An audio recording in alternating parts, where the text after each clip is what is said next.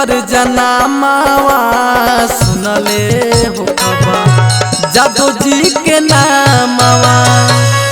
पापी कौन से रहे जे कर मामावा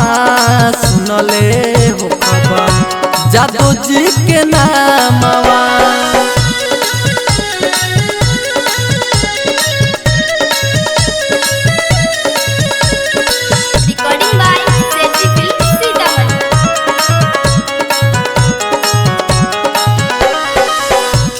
आफत में पड़ल जब नगर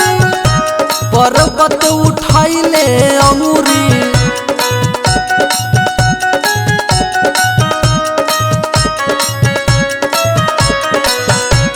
आफत में पड़ल जब नगर पर्वत उठाइले अंगूरी राक्षसन के कइले काम तमामा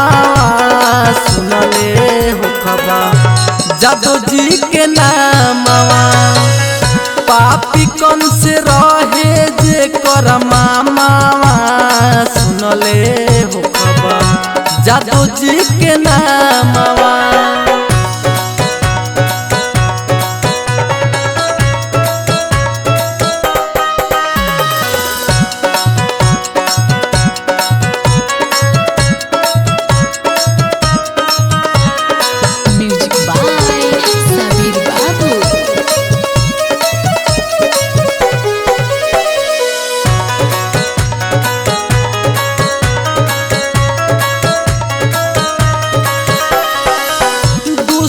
रहे सड़िया खींचत रखले आके नारी के इज्जत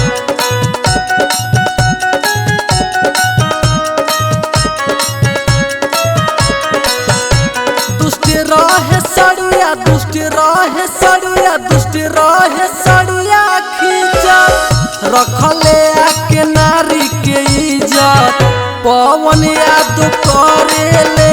बखानावा सुनले हो खबर जादू जी के नामवा पापी कौन से रहे जे कर मामावा सुनले हो खबर जादू जी के नामवा।